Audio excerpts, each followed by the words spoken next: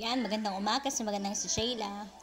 Ayan, naghapon po kaming hindi natulog. Si Sheila po ay naghapon na namang naglaro. Kaya ayan, nung hapon na po lumabas kami. Tapos, doon po kami sa baba, sa downtown.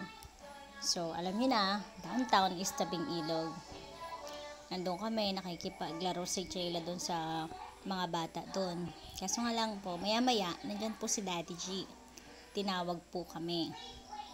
Sheila! Sheila, nasan ka, Sheila? Oy, Daddy G, bakit? Tara, gusto mo sumama? Hindi pa saan? Tara, sunduin natin si Kuya sa daan. Kaya yan, sumama po kami. Kaya yan, habang daan si Sheila, inaantok na po. Nakatulog po siya sa sasakyan. Pero okay lang naman po na nakatulog siya.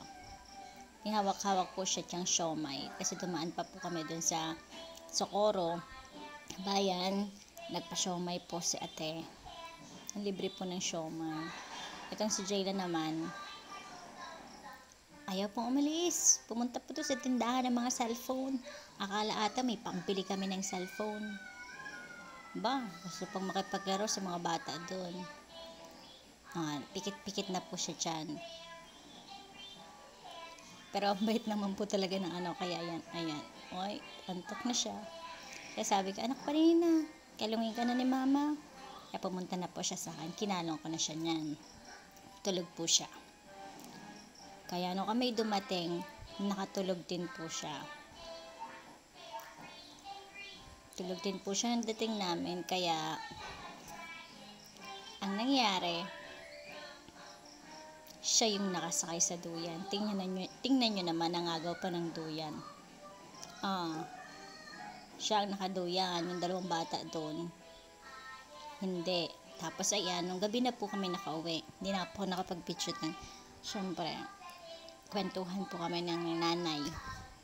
Gabing-gabi na po kami nakauwi. Yang gusto niya po ay nakasilip sa bintana. Pero safe naman po. Hindi naman po siya, sabi mong inilalabas na yung kanyang mga kamay, muka sa labas ng bintana.